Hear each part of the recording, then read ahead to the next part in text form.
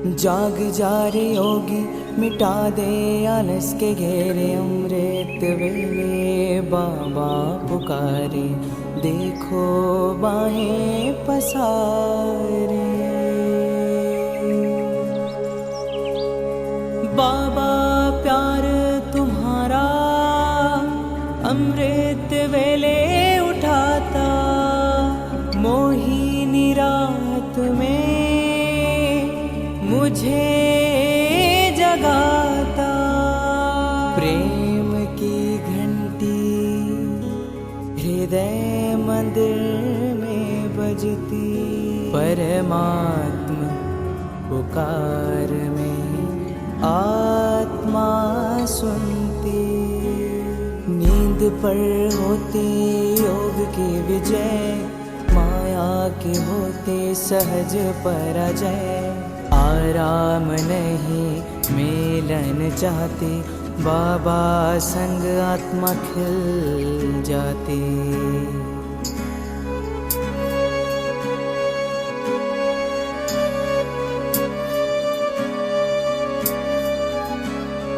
अपने कहा रात को अलविदा, परवाना हुआ क्षमा पे फिदा।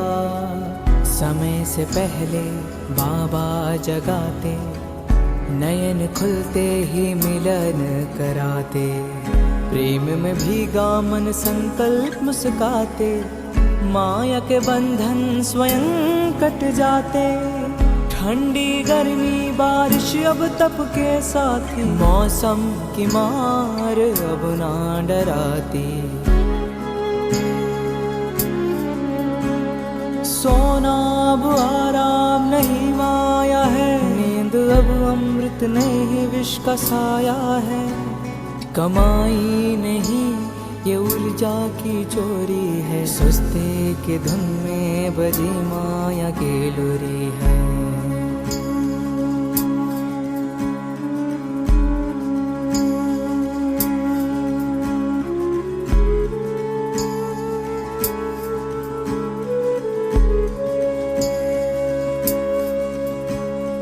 आराम की चाह वो रूह की लाचारी है, तप की राह में मन की हेरा फेरी है। जागृत में विश्व कल्याण का सूत्र हूँ, ब्रह्म मुहूर्त का प्रहरी मैं शिव पुत्र हूँ।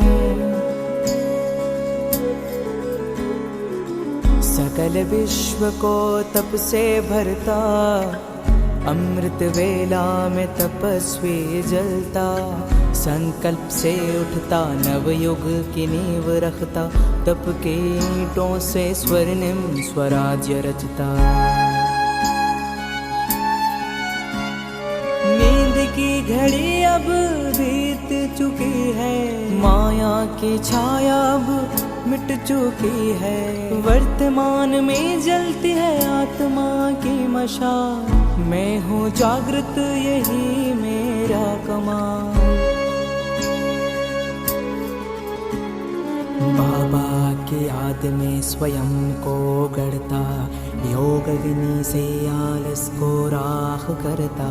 मैं अब सुनहरी राह मैं हो रहा हूँ, मैं अब खो नहीं रहा मैं जाग रहा हूँ। जाग जा रे योगी, मिटा दे आलस के घेरे। अमृत वेले बाबा पुकारे, देखो बाहें पसारे।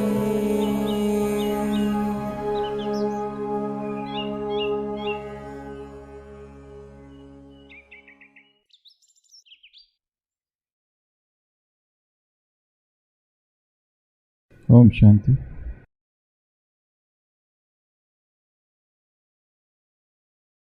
एक प्रश्न है, महान विचारों का आधार क्या है? हमारे मन में निरंतर महान विचार उत्पन्न हो, महान विचारों की क्रिएटिव एनर्जी निरंतर मन में हो, उसका आधार क्या है?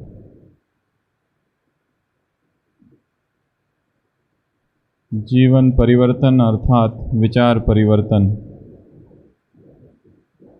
ऐसा क्या किया जाए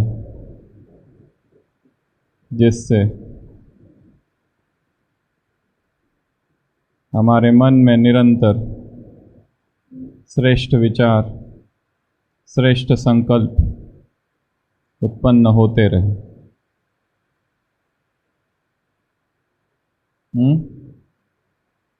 क्या? ज्ञान की वर्षा कहाँ से आएगी वो?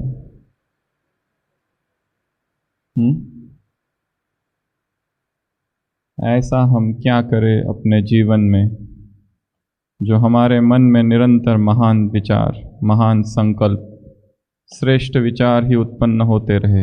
यदि जीवन परिवर्तन विचार परिवर्तन है तो वो महान विचार, वो संसार के जो विचार है उनसे श्रेष्ठ हो, बड़े हो। क्या क्या किया जा सकता है?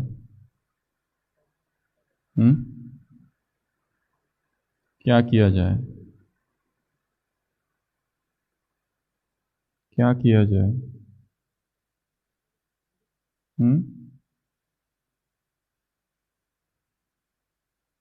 क्या किया जाए जिससे निरंतर महान विचार उत्पन्न हो? कोई भी उत्तर नहीं। लक्ष्य श्रेष्ठ हो तो विचार महान होंगे। और कुशल भाई, एकाग्रता अगर हो तो महान विचार होगी। और महान स्वमान और श्रेष्ठ इच्छा हो, एम, लक्ष्य, इच्छा। और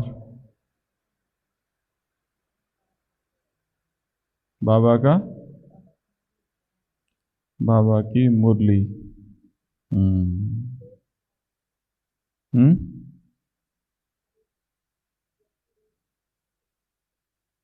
दृष्टि, महान दृष्टि, महान कर्म, महान लक्ष्य, महान सम्मान,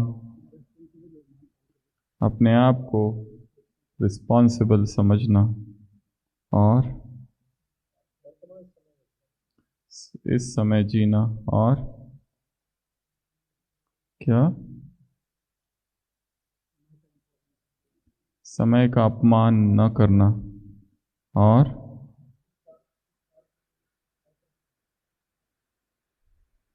मैं क्यों यहाँ आया हूँ इसके विषय में सोचना। सभी उत्तर सही है। उसमें कुछ और चीज़ें जोड़ी जा सकती है, जैसे सादा जीवन। यदि जीवन शरीर को सजने और संवारने में लगाया जा रहा है तो सारी ऊर्जा नष्ट हो रही है। और सबसे बड़ा आधार है महान विचारों का अध्ययन। सबसे बड़ा आधार क्या है? अध्ययन। अव्यक्त मूल्यों का अध्ययन, गंभीर अध्ययन, श्रेष्ठ अध्ययन। क्योंकि संसार में भी हजारों किताबें लिखी गई है, पर जो महानता के विचार अव्यक्त मूल्यों में है वो इस संसार की किसी किताब में नहीं है। इसीलिए एक गंभीर साधक निरंतर अध्ययन करते रहेगा ताकि मन में निरंतर महान संकल्प उत्पन्न होते रहे। क्योंकि अव्यक्त मूल्यों से अधिक श्रेष्ठ लिटरेचर इस संसार में और कहीं नहीं है।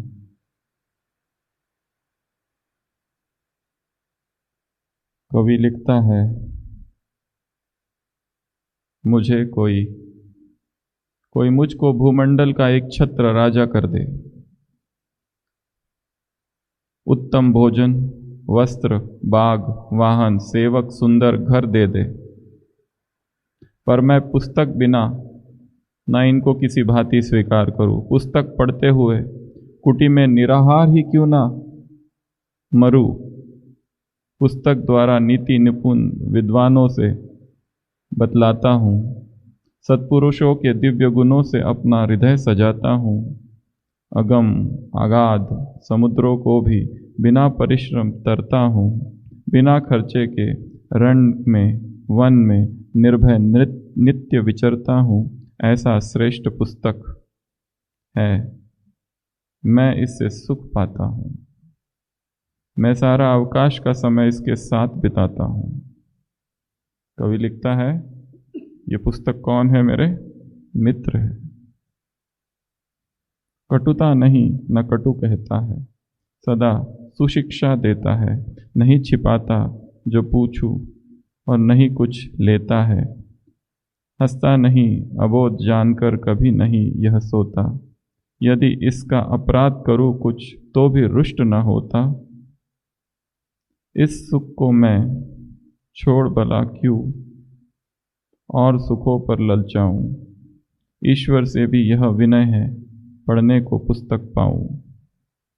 राम नरेश त्रिपाठी की यह कविता है, जिसमें कवि कहता है, ये पुस्तक मुझे केवल दे दो बस, और मुझे कुछ नहीं चाहिए।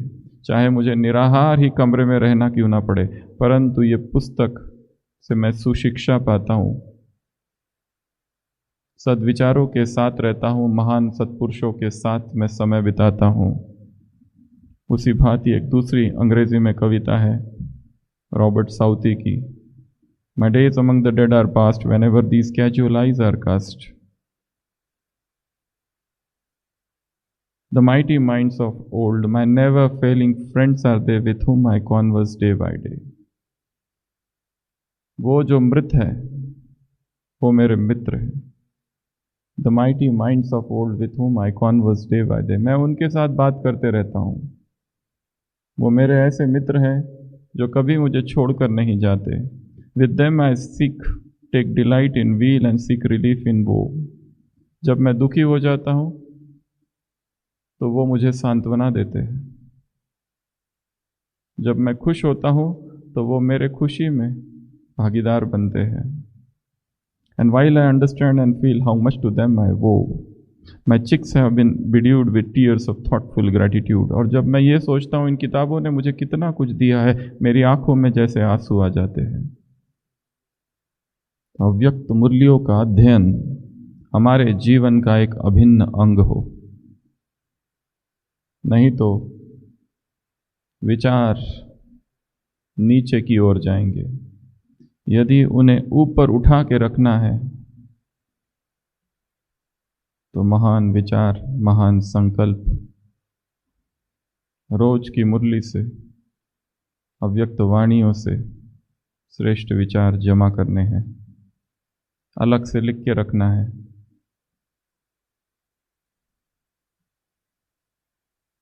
वो और हमारे विचार एक हो जाए।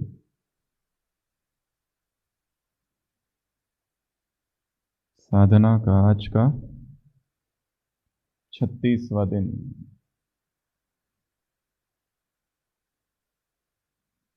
जर्मन का एक फिलॉसफर काउंट केसरलिंग भारत आया था और उसने अपना ट्रैवलॉग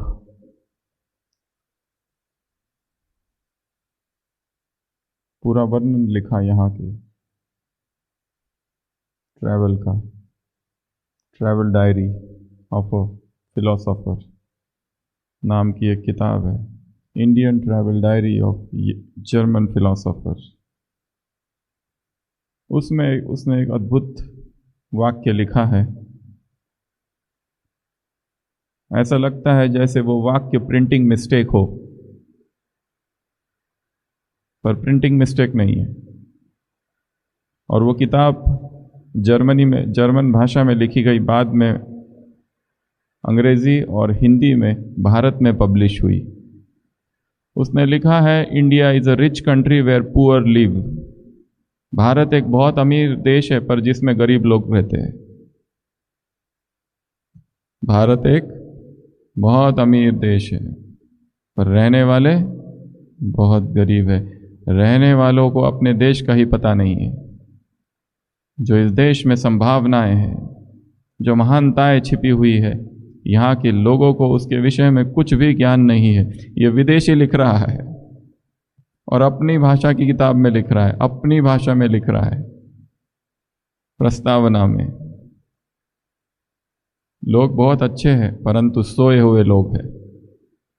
लोग बहुत अच्छे हैं परंतु बेहोशी में हैं। उन्हें पता ही नहीं उनके देशों में कैसे कैसे उनके देश में कैसे महान ग्रंथ है, कैसे महान विचार है।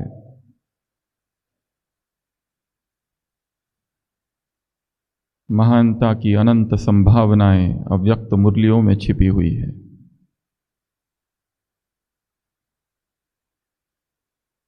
और जब विचार बदलते हैं तब जीवन बदलता है। और जो हम कहते रहते हैं हमारे संस्कार नहीं बदलते, हमारे संस्कार बहुत कड़े हैं। क्यों? क्योंकि अध्ययन की कमी है।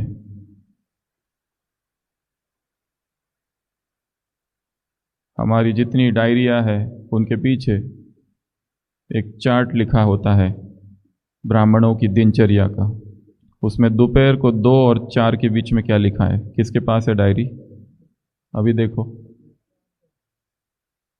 ब्रह्मा कुमारी की जितनी डायरिया है उसके पीछे एक चार्ट लिखा होता है। 4 से 5 मेडिटेशन, फिर मुरली। उसमें 2 और 4 के बीच क्या लिखा है वो देखो। अभी अभी लाओ इधर। तो ये डायरी है। एक तो इंग्लिश में लिखा होता है, एक हिंदी में लिखा होता है। 2 और 4 के बीच लिखा है सेल्फ स्टडी। और यही जब हिंदी में लिखा जाता है तो उसे कहा जाता है स्वाध्याय। और ये मिसिंग लिंक है।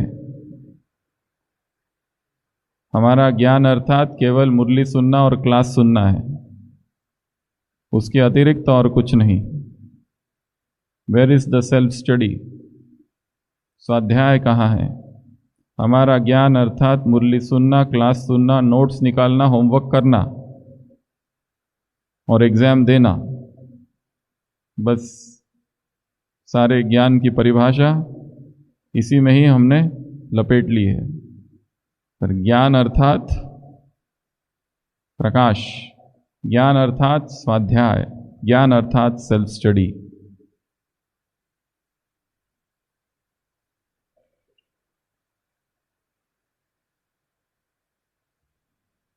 आज के महावाक्य।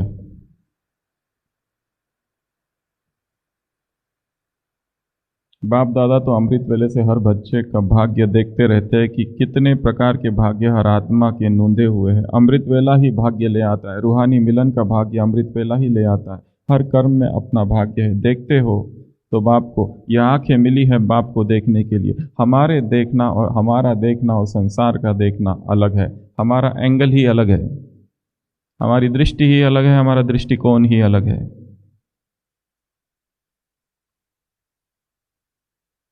और ब्राह्मण जीवन का सबसे बड़ा पुरुषार्थ है आत्मिक स्थिति का पुरुषार्थ। उसमें हम कितना आगे बढ़ रहे हैं। और आत्मिक स्थिति की परिभाषा केवल ये नहीं है कि मैं आत्मा हूं और शरीर नहीं हूं। हमारी दृष्टि और हमारी वृत्ति भी आत्मिक हो जाए। देखते तो हो बाप को। ये आंखें मिली ही है बाप को देखने के लिए। आंखें किस लिए मिली है? बाप को देखने के लिए। कान मिले हैं किस लिए? बाप को सुनने के लिए। तो भाग्य हो गया ना। हर कर्मेंद्रिय का भाग्य अपना अपना है। पांव मिले हैं किस लिए? कदम पर कदम रखने के लिए। ऐसे हर कर्मेंद्रिय का भाग्य अपना अपना है। तो लिस्ट निकालो कितने भाग्य सारे दिन में प्राप्त होते हैं। बाप को देखा, बाप को सुना, बाप के साथ सोया, बाप के साथ खाया, सब कुछ बाप के साथ करते हो। सेवा की तो भी बाप का परिचय दिया, बाप से मिलाया। तो कितना भाग्य हो गया। तो आज 5 बातें हैं।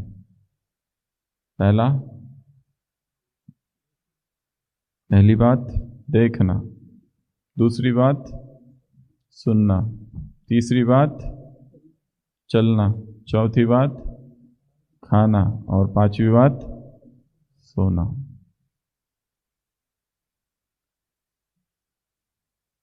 आंखें आत्मा की खिड़की है। ये आंखें अदृश्य को देखती है और यही भाग्य है।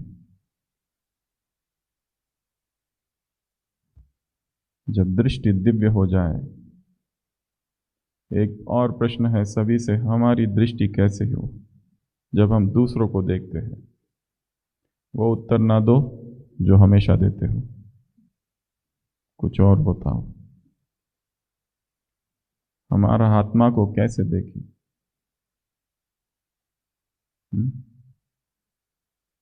कैसे देखें? हर एक आत्मा को उसके अंतिम संपूर्ण स्वरूप में देखना। कैसे देखेंगे सबको?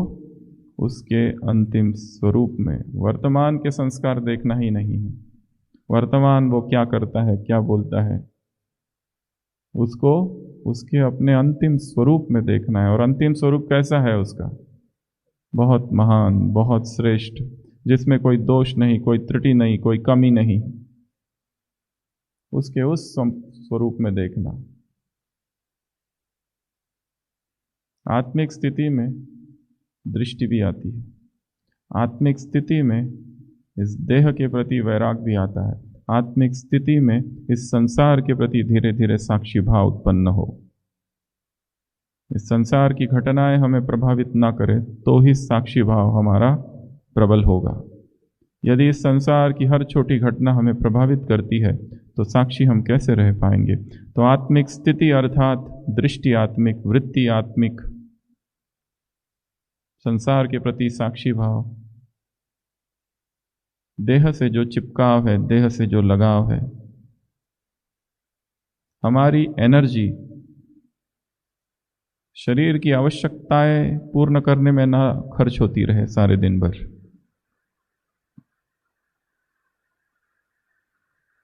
तो जब दिव्य दृष्टि हो जाए तब भाग्य का दरवाजा खुलेगा।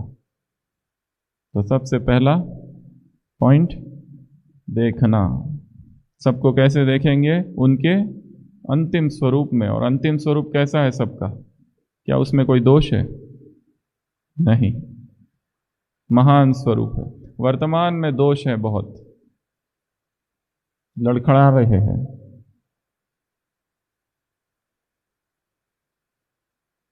दूसरा, सुनना। कान किस लिए मिले हैं? जब हम सुनते हैं तो केवल शब्द नहीं सुनते, शब्दों के साथ जुड़े हुए प्रकंपन भी हमारे हृदय में उतरते हैं।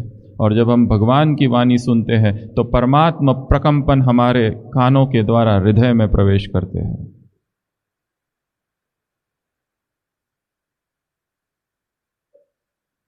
उसकी वाणी भीतर गूंजे, resounding, resonating voice of the Lord.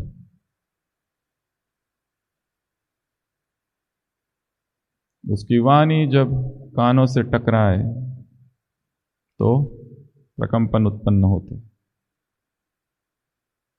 निर्भर इस पर है कि हम कितना एकाग्रता से सुन रहे हैं। एक छोटे से शब्द में ही परिवर्तन छिपा हुआ है। जब भगवान को सुनते हैं तो क्या होता है? आत्मा को पंख मिल जाते हैं। मुरली सुनना अर्थात उड़ना।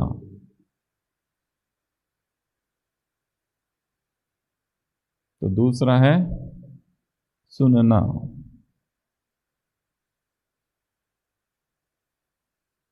तीसरा है चलना।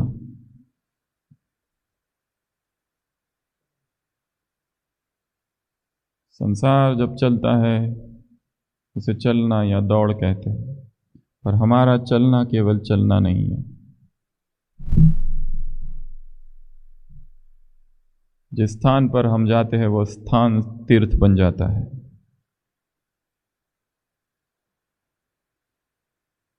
हमारा चलना केवल किसी स्थान पर पहुंचना नहीं है, हमारा चलना जीवन की दिशा निर्धारित करता है। कदम उसी ओर जाते हैं जहां मन हो। किन लोगों से मिलते हैं, किन स्थानों पर जाते हैं। क्या कहा कदम के लिए बाबा ने? कदम पर कदम। कदम अर्थात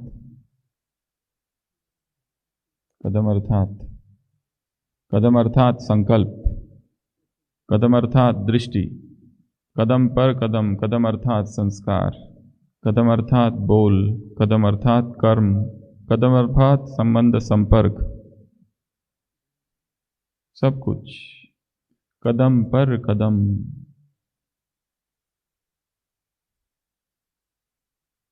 लयबद्धता। आर्मी में एक नियम है, यदि एक आर्मी का कैंटोनमेंट है, यदि एक आर्मी का ग्रुप है और उसे एक पुल के ऊपर से गुजरना है, और आर्मी के जो सिपाही जब भी चलते हैं तो कैसा चलते हैं? ठक ठक ठक, एक लय होता है उसमें। परंतु जब पुल से गुजरना है तो उनको कहा जाता है इस लय को तोड़ दो, नहीं तो पुल टूट गए हैं। उस ध्वनि से, उस ध्वनि में इतनी शक्ति होती है। यदि एक जैसी ध्वनि हो, तालबद्धता हो, रिदम हो उसमें, तो उस रिदम से एक ऐसी शक्ति उत्पन्न होती है कि पुल भी टूट गए। इसलिए जब भी आर्मी पुल से गुजरती है तो वैसे नहीं गुजरती जैसे वो ड्रिल करते समय, अभ्यास करते समय करते हैं, क्योंकि ध्वनि में बहुत शक्ति होती है। ऋषियों को क्या कहा हुआ है भारत दर्शन में? मंत्र दृष्टा। उन्होंने मंत्र उत्पन्न नहीं किए हैं, मंत्रों का जन्म हुआ है अपने आप। और उन मंत्रों में क्या होता था? बहुत ऊर्जा होती थी, बहुत शक्ति होती थी। एक एक मंत्र में बहुत अद्भुत शक्ति होती है, छिपी हुई शक्ति। ध्वनि में शक्ति है। तो चलना, तालबद्धता, कदम पर कदम। और कदम केवल स्थूल कदम नहीं, सूक्ष्म कदम। जहां हम जाए वो स्थान क्या बन जाए? तीर्थ। चला कल्प तरुंचे आरव, चेतना चिंता मणिन से गाव, बोलती जे अर्णव पीयूषाचे। गीता का मराठी ट्रांसलेशन हुआ है ज्ञानेश्वरी।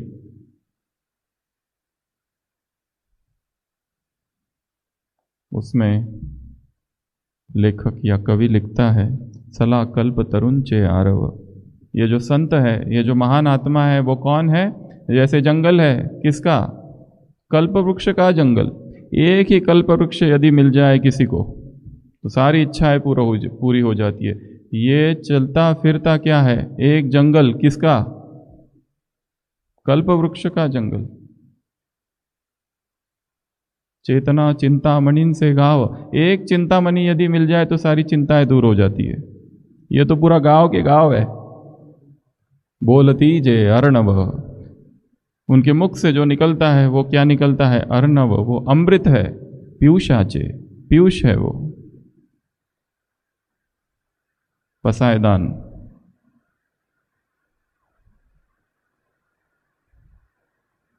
चौथा है खाना। संसार के लोग भी खाते हैं, हम भी खाते हैं।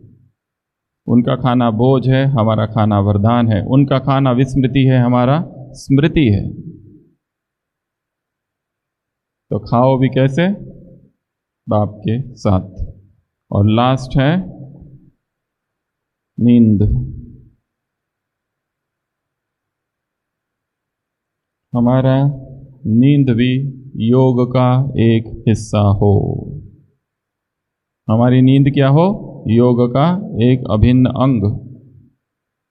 सोना अर्थात सीधा कोमा में नहीं चले जाना है, टोटल बेहोशी। पता ही नहीं चलता है 2 घंटे बीत गए, 4 घंटे या 10 घंटे, नींद ही नींद।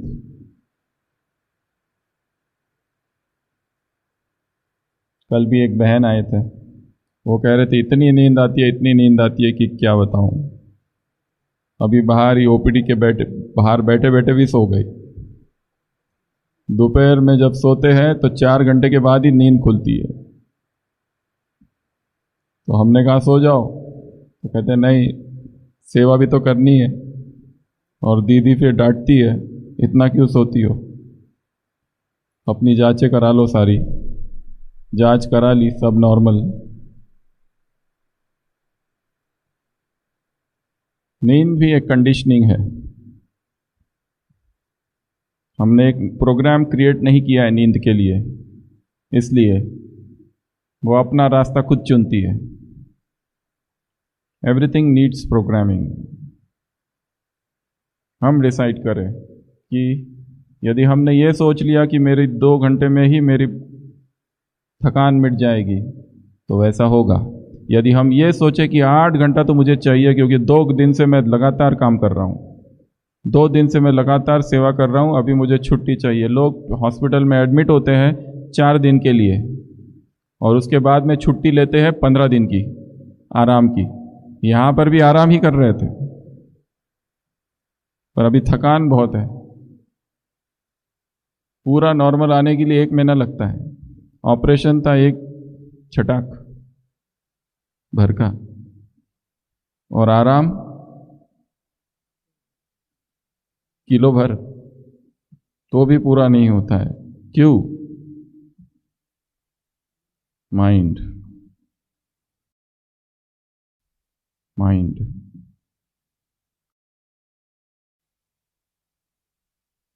जीवन का हर क्षण भाग्य बन जाए।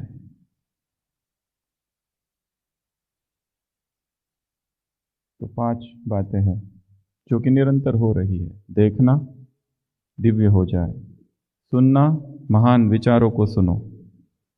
सुनो, नोट्स निकालो, और जो निकाले हुए नोट्स है उसको क्या करो, फिर रख मत दो, उसको फिर रिवाइज करो।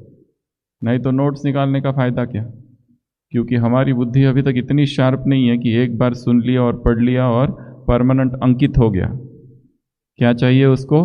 Revision, revision, revision, revision, revision. बार बार रिवाइज करते रहो, बार बार पढ़ते रहो। और जो हमारे अपने हाथ से लिखे हुए नोट्स होते हैं, भले कितने ही खराब हैंडराइटिंग क्यों ना हो, परंतु उसमें उसको पढ़ने का सुख ही कुछ और है। इसलिए एक डायरी हो, एक पेन हो, पेंसिल हो, स्टूडेंट लाइक एटीट्यूड, और लिखो। कोई क्लास भी सुनते हो, कोई भी, उसमें 3-4 पॉइंट तो लिख के रख देने हैं उसके। हो सकता है वक्ता की बातें हमारे अंदर नहीं उतरती या अच्छी नहीं लगती या वी डोंट अग्री, क्योंकि वो उसके अपने विचार है, ठीक है। 3-4 बातें तो होगी, कुछ तो होगा जो हमारे काम का हो। वो 2 या 3 पॉइंट्स लिख लो, जेब में रख दो या पर्स में, और फिर किसी दूसरे समय पर उसे निकालो और पढ़ो। जैसे कल हम एक दादी का क्लास सुन रहे थे, उसमें था कि द्वापर से राजाओं का पतन कैसे हुआ। द्वापर से राजाओं का पतन कैसे हुआ? तो हम सोच रहे थे पूरा दिन भर इसका क्या उत्तर हो सकता है, और कई सारे उत्तर निकले, बहुत सारे।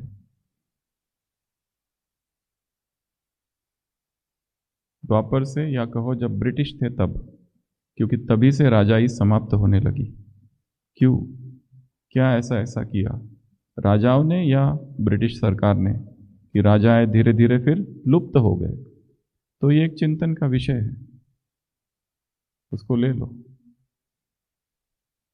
डॉक्ट्रिन ऑफ लैप्स उसमें आया एक, पढ़ते पढ़ते, डलहौजी का।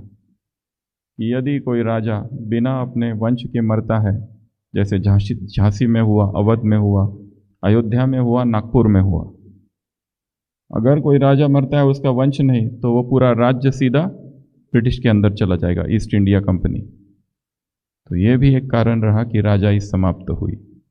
ऐसे अनेक कारण हैं। तो क्या करना है इनका चिंतन। तो आज देखना, सुनना, चलना, खाना और सोना, ये 5 सूत्र, 5 पॉइंट्स है। और आज के 2 ही होमवर्क लिए हैं इसमें से। पहला होमवर्क, जहां आप सोते हैं उस बिस्तर का एक फोटो निकालना है।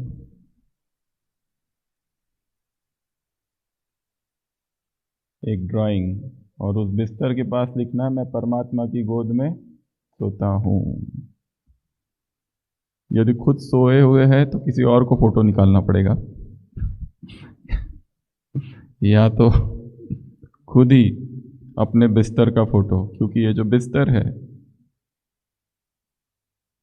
महानता को जन्म देता है तो विकार को भी जन्म देता है। इसके लिए उसके प्रकंपन श्रेष्ठ हो।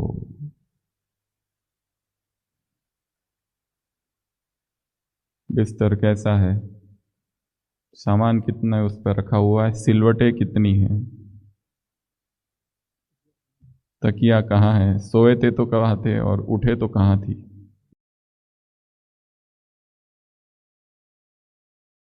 टोली रखी है या और कुछ। तो work on your bed time ritual. Mobile देखते देखते सोते हैं, बात करते करते सोते हैं, क्या करते हुए सोते। तो आज का नाइट फॉर्च्यून ड्राइंग, उसमें लिखेंगे मैं परमात्मा की गोद में सोता हूँ, I sleep in God's lap. और उस बेड का फोटो और नीचे ये लाइन लिखेंगे, हाथ से या तो टाइप करके। खाली बेड या खुद सोए हुए। दूसरा होमवर्क आज का, फूड मंत्रा राइटिंग। ये एक मंत्र है, इसको 10 बार लिखना है। इस निवाले में बाबा की याद समाई हुई है। क्या लिखेंगे? इस निवाले में बाबा की याद, every bite has God's remembrance in it. हर बाइट में, हर मॉर्सेल ऑफ फूड में, हर निवाले में क्या है? हर गिट्टी में बाबा की याद समाई हुई है। इस वाक्य को कितनी बार लिखेंगे? 10 बार। तो ये 2 आज के कार्य है। आज के 10 प्रश्न भी। मुरली है 5-10-87 की।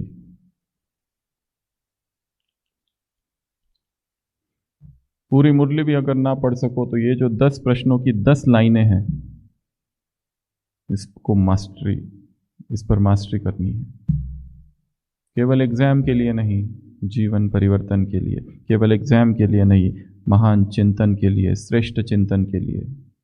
My never failing friends are they, with whom I converse day by day, with whom I seek relief in woe and seek delight in weal. My days among the dead are past, whenever these casual eyes are cast. कवि लिखता है कि मैं बस उन्हीं के साथ रहता हूँ, उनके साथ ही रहना मुझे अच्छा लगता है। किसके साथ रहना अच्छा लगता है? किताबों के साथ रहना अच्छा लगता है। और जब मैं सोचता हूँ, my cheeks have been bedewed with tears of thoughtful gratitude, मेरी आंखों से आंसू बहने लगते हैं कि इन किताबों ने मुझे कितना कुछ दिया है। सच्चे दोस्त है मेरे ये। My never failing friends are they, with whom I converse day by day. दिन रात मैं उन्हीं से बात करता हूँ, दिन रात मैं उन्हीं के सानिध्य में रहता हूँ। बाकी दोस्त तो धोखा देते हैं। यह ऐसा दोस्त है, क्या लिखा हिंदी कविता में, जो कभी मुझे धोखा नहीं देते, मुझसे रुष्ट नहीं होते।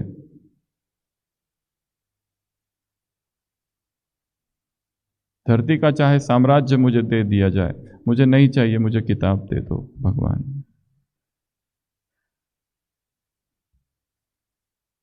पहला प्रश्न, संतुष्ट मनिया ही बाप दादा की डैश बनती है।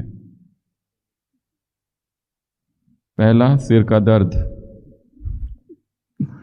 संतुष्ट मनिया ही बाप दादा के सिर का दर्द। दूसरा ऑप्शन, सिमरन की माला। किसके सिमरन की माला बनती है संतुष्ट मनिया? भक्तों के सिमरन की माला। तीसरा, राज्य अधिकारी। और चौथा, गले का हार। उत्तर, गले का हार। मुरली के महावाक्य है, संतुष्ट मणियों की चमक चारों ओर फैलती है, और जो असंतुष्ट मणियां हैं उनकी भी चमक चारों ओर फैलती है। कमरे में एक व्यक्ति, एक माता है जो अतृप्त, असंतुष्ट है, जो कहती है खिड़की ठीक नहीं है, यहाँ के पर्दे ठीक नहीं है, यहाँ का मौसम ठीक नहीं है, या पानी सही से नहीं आता है, तो उसके वाइब्रेशंस भी दूसरे तुरंत ग्रहण कर लेते हैं। हमको जाना चाहिए और कंप्लेंट करनी चाहिए कि हमारा कमरा बदल के दो। ये डिपार्टमेंट ठीक नहीं, ये बॉस ठीक नहीं, ये इंचार्ज ठीक नहीं, ये बहन ठीक नहीं, ये साथी ठीक नहीं, ये जूनियर्स ठीक नहीं, ये स्टूडेंट ठीक नहीं, ये सेंटर ठीक नहीं, ये रिट्रीट सेंटर ठीक नहीं, ये गीता पाठशाला तो बिल्कुल ही फालतू है। हमें कुछ दूसरा दे दो, हमें कुछ अच्छा वाला चाहिए। और अच्छे की खोज वाले भटकते ही रहते हैं और उन्हें कभी मिलता ही नहीं।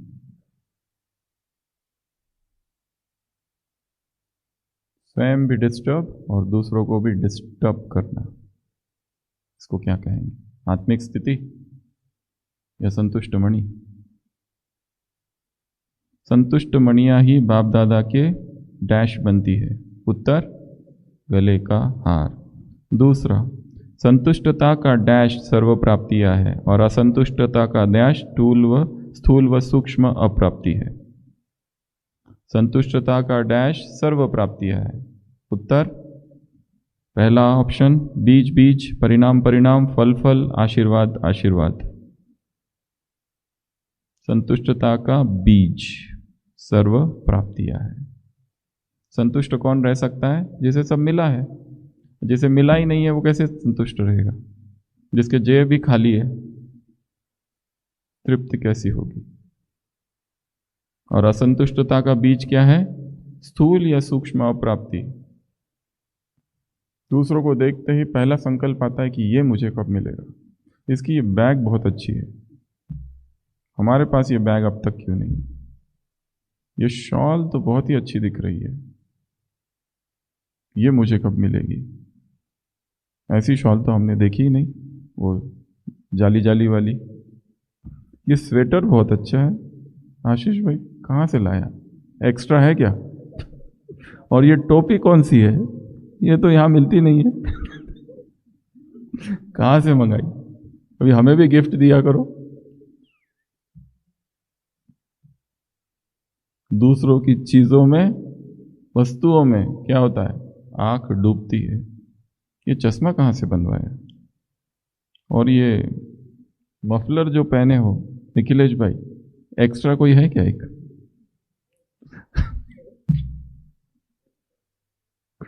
ठंडी तो हमको भी लगती है।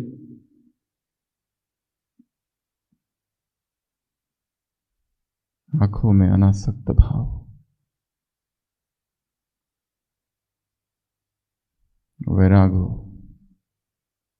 इस संसार की कोई चीज मुझे नहीं चाहिए, और मिल भी जाए तो वो मुझे तृप्त नहीं कर सकती। Vanity of vanity, all is vanity. व्यर्थ है सब कुछ व्यर्थ है। तीसरा प्रश्न, संतुष्टता की निशानी। वह मन से, दिल से, सर्व से, बाप से, ड्रामा से संतुष्ट होंगे। उनके मन और तन से सदा अप्रसन्नता की लहर दिखाई देगी। क्यों? अरे संतुष्टता की निशानी है मन से, दिल से, सर्व से, बाप से, ड्रामा से संतुष्ट रहेंगे। गलत है। उनके मन और तन से सदा अप्रसन्नता की लहर दिखाई देगी, तो उत्तर है गलत। डैश अर्थात सदा निस्वार्थ, निर्दोष दृष्टि वृत्ति वाले। डैश अर्थात सदा निस्वार्थ। उत्तर है वशीभूत अर्थात भोलानाथ अर्थात संपूर्ण निर्विकारी अर्थात या प्रसन्नचित अर्थात। उत्तर है प्रसन्नचित अर्थात सदा निस्वार्थ निर्दोष दृष्टि वृत्ति वाले। ये भी एक आदत ही है कि हमारे जीवन में जो भी असफलताएं आती है उनका दोष हम दूसरों पर मढ़ते हैं, इसकी वजह से, इसकी वजह से, इसकी वजह से।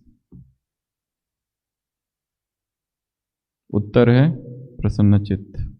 5वां प्रश्न, संगम युग की विशेषता डैश है और डैश की निशानी प्रसन्नता है। उत्तर मौज भोज। उत्तर योग भोग। संगम युग की विशेषता योग है और भोग की निशानी प्रसन्नता है। तीसरा उत्तर प्रसन्नता पवित्रता पवित्रता और चौथा उत्तर संतुष्टता संतुष्टता। संगम युग की विशेषता डैश है और डैश की निशानी प्रसन्नता है। संतुष्टता संतुष्टता। संगम युग की विशेषता क्या है? संतुष्टता। क्योंकि संसार जिसे प्राप्ति कहता है हमारे लिए वो प्राप्ति नहीं है। संसार जिसे कहता है ये मिल गया, हमारे लिए वो मिलना नहीं है। हमारे लिए जो प्राप्ति है वो संसार के लिए अप्राप्ति है, और हमारे संसार की जो प्राप्ति है वो हमारे लिए अप्राप्ति है। संसार में बहुत कुछ मिल गया, नाम मिल गया, शान मिल गया, संपत्ति मिल गई, पद मिल गई, पद मिल गया। हमारे लिए वो सब क्या है? उससे आध्यात्मिक उन्नति होगी क्या? बहुत बड़ा कुछ बना दिया, कोई फैक्ट्री खोल दी, हम क्या करें उसका? क्या उससे आत्मिक उन्नति होगी? उत्तर है संतुष्टता संतुष्टता। 6वां प्रश्न, संतुष्टता नहीं प्रसन्नता नहीं तो ब्राह्मण बनने का डैश नहीं लिया। उत्तर है रस, उत्तर है कमीशन, उत्तर है सुख, उत्तर है ऑप्शन है लाभ। लाभ। संतुष्ट नहीं प्रसन्न नहीं तो ब्राह्मण बनने का फायदा ही क्या? अब ये सही मिलन करे, ये जोड़ी जोड़ना है। ब्राह्मण जीवन का वर्षा प्रॉपर्टी प्रसन्नता संतुष्टता, ब्राह्मण जीवन की पर्सनैलिटी प्रसन्नता संतुष्टता। क्या है दोनों में से? ब्राह्मण जीवन का वर्षा प्रॉपर्टी उत्तर संतुष्टता या प्रसन्नता? संतुष्टता। और ब्राह्मण जीवन की पर्सनैलिटी प्रसन्नता। पर्सनैलिटी और कैरेक्टर में क्या अंतर है? कौन बताएगा? व्यक्तित्व और चरित्र, ये दो शब्द है। एक है पर्सनैलिटी, एक है कैरेक्टर। एक है व्यक्तित्व, एक है चरित्र। पर्सनैलिटी बाहर है और कैरेक्टर अंदर है, राइट। एक ये परिभाषा हो सकती है। और व्यक्तित्व वो जो दूसरों को हम दिखाते हैं, जो दिखाई देता है दूर से, बाहर से क्या पहना है, स्मार्ट कितना है, चेहरा काला है गोरा है, बाल लंबे है छोटे है, चश्मा कैसा है, पर्सनैलिटी, कपड़े कैसे है, ये पर्सनैलिटी है। चरित्र भीतर है। इब्राहम लिंकन ने कहा है पर्सनैलिटी छाया की तरह है और कैरेक्टर वो झाड़ है। यदि कैरेक्टर झाड़ है तो उसकी जो परछाई है वो है पर्सनैलिटी। तो पर्सनैलिटी अलग है और कैरेक्टर अलग है। डिक्शनरी में दोनों का मीनिंग सेम दिया है, वो है। अध्यात्म में अर्थ बदलते हैं। पर्सनैलिटी में बहुत सारी चीज़ें आती है और भी साइकोलॉजी के हिसाब से। अगला प्रश्न सही है या गलत है ये बताना है। ध्यान से सुनो। जब दाता वरदाता खुली दिल से प्राप्तियों का खजाना दे रहा है, दे दिया, तो खूब अपनी प्रॉपर्टी और पर्सनैलिटी को अनुभव में लाओ और औरों को भी अनुभवी बनाओ। क्यों सही है? अनुभव करो और दूसरों को कराओ। जो कोर्स कराते हैं वो लक्ष्य केवल ये ना रखे कि केवल ज्ञान बांटना है। ज्ञान तो इंटरनेट से मिल जाएगा, इन्फॉर्मेशन बहुत है। और हमारा कोर्स कराना अर्थात ये नहीं है कि तुम आत्मा हो, परमात्मा वो है, ये 3 लोक है और ये सृष्टि चक्र है।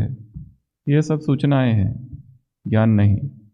अभी विनाश सामने खड़ा है, ये ब्रह्मा है, इसके तन में भगवान आते हैं, ये सब क्या है? आत्मा यहाँ रहती है, मन बुद्धि संस्कार से बनी है, ये उसकी सूक्ष्म शक्तियाँ हैं, फिर उसके उदाहरण, फिर तीन लोक, फिर वो परमात्मा, फिर शिव और शंकर में अंतर, ये सारी सूचनाएं हैं। सूचनाएं ज्ञान नहीं। ज्ञान अर्थात सूचना प्लस अनुभव। ज़्यादा ज्ञान सुनाएंगे तो क्या होगा? तर्क वितर्क करेंगे, लड़ाई करेंगे, आर्गुमेंट्स करेंगे कि तुमने ये सृष्टि चक्र के तुम्हारे झाड़ में हमारा जैन धर्म दिखाया नहीं, क्यों बताओ? और हम कहते वो पीछे है। ऐसे उत्तर काम नहीं करेंगे। फिर वो पूछते हैं डायनासोर कहाँ चले गए? वो कहते हैं हम पहले कोर्स सुन लो फिर बाद में बताएंगे। वो कहते हैं 5000 साल ही क्यों 6000 क्यों नहीं है, 7000 क्यों नहीं है? हम कहते हैं पहले सुन लो हमारी बात फिर हम बताएंगे तुमको। और वो पूछते हैं कि ये सारे शास्त्र झूठे हैं और तुम ही एक महान हो। हम कहते हैं पहले सुन तो लो। और तब तक कोर्स होते होते बेचारा वो भूल जाता है और हम कहते हैं हम सफल हुए, और वो प्रश्न उसकी आत्मा में गड़ जाता है, छिप जाता है, दब जाता है, और फिर वो जीवन भर निकलते रहता है। जिसकी यात्रा निश्चय से चालू हुई है वो लड़खड़ाते ही रहता है। यात्रा हमेशा संदेह से चालू हो, संशय से चालू हो, डाउट से चालू हो, सस्पिशन से चालू हो, ताकि वो डाउट उसे धीरे धीरे निश्चय तक पहुंचाए। पहले दिन सारा निश्चय कर लिया तो फिर डाउट करते रहते हैं जीवन भर। Let the journey begin with doubt. ये क्यों, वो क्यों, इतना जल्दी क्यों स्वीकार कर लेते हो? हमने बताया और तुमने स्वीकार कर लिया, क्यों मानते हो? डाउट करो। आत्मा यहां है, क्यों यहां क्यों नहीं है? मानो यहां है या पूरे शरीर में व्यापक है। Let the journey begin with doubt so that it ends in faith. अगला प्रश्न, संतुष्टता का बीज डैश है। यह पहले भी आया है, प्राप्तियां। लास्ट प्रश्न, सेवा में हद डाल देते हो क्योंकि हद की इच्छा का फल मन इच्छित डैश नहीं प्राप्त होता। उत्तर है भोजन, दूसरा ऑप्शन साधन, तीसरा ऑप्शन वरदान, चौथा ऑप्शन फल।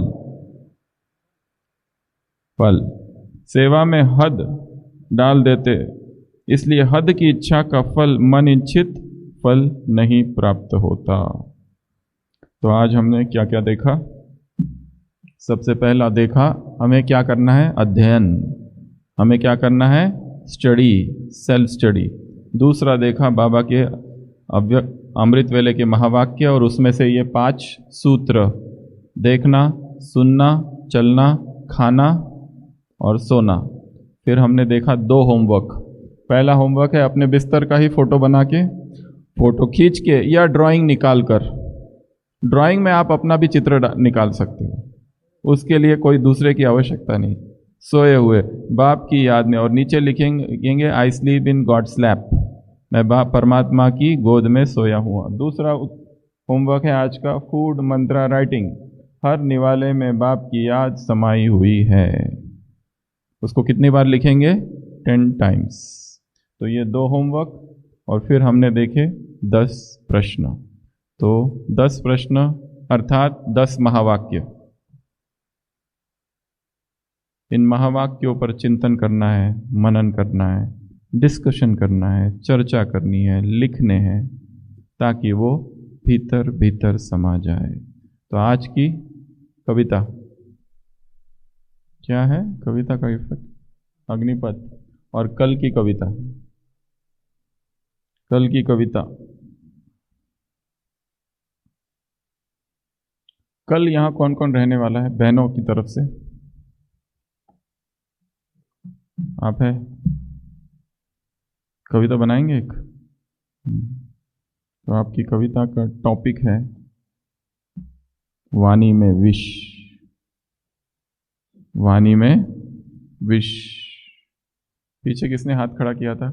सेंटर की बहनें कोई है जो कल रुकने वाले हैं? उनको देंगे टॉपिक। कोई है? नहीं है? आज ही जा रहे? हाँ, पर वो यहाँ चाहिए ना, वो नहीं तो कहेंगे हमको तो पता ही नहीं, हमको नहीं दिया गया। पीछे किसने हाथ खड़ा किया था किसी ने?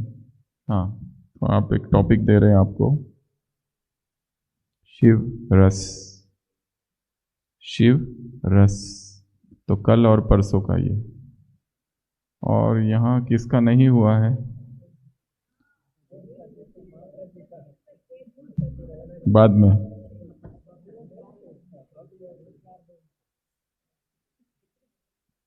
आनंद गंगा।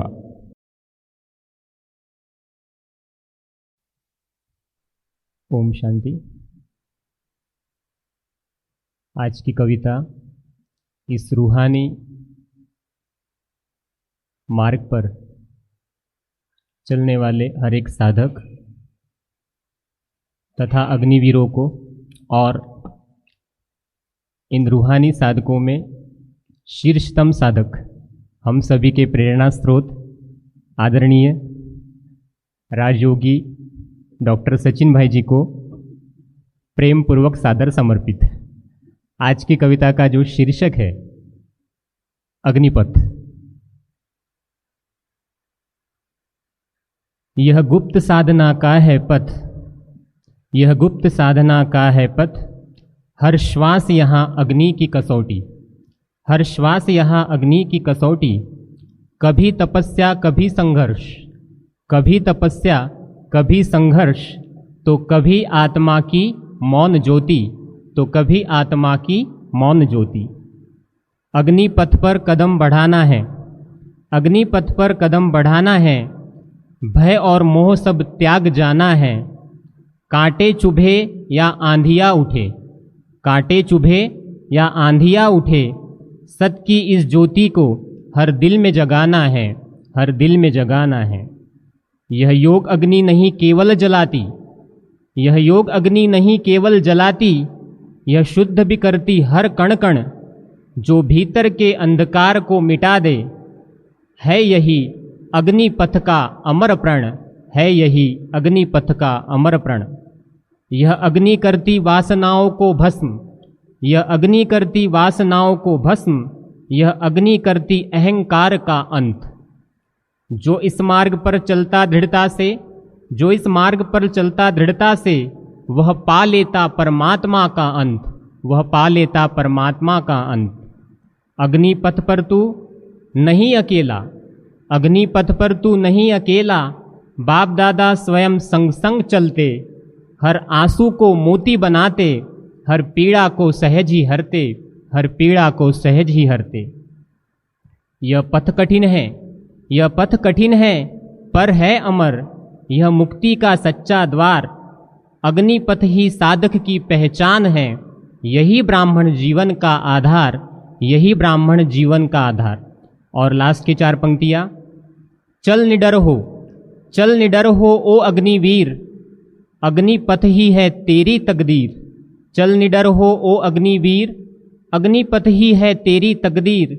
जहां अंत में न कोई दुख न भय, जहां अंत में न कोई दुख न भय, केवल परमात्मा का अमर आश्रय, केवल परमात्मा का अमर आश्रय। ओम शांति।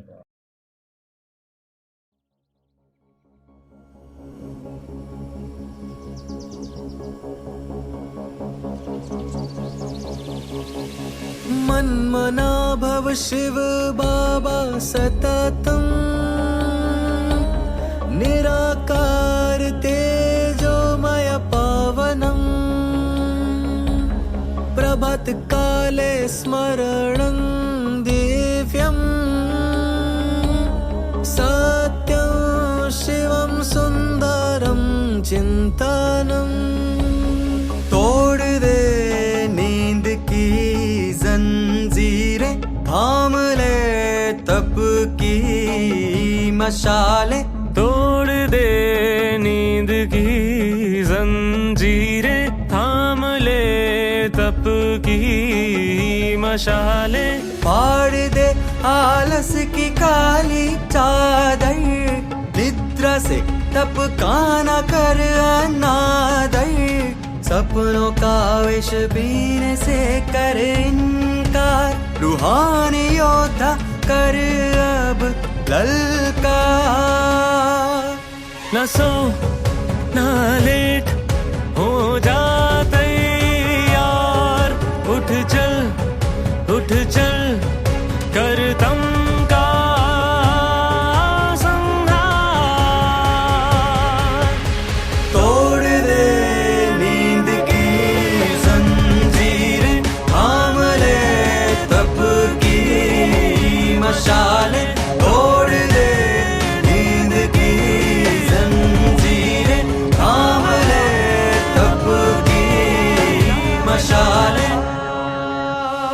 तेरी जागने से दुनिया बदलेगी, तेरे एक संकल्प से क्रांति गूंजेगी। उठ तपस्वी,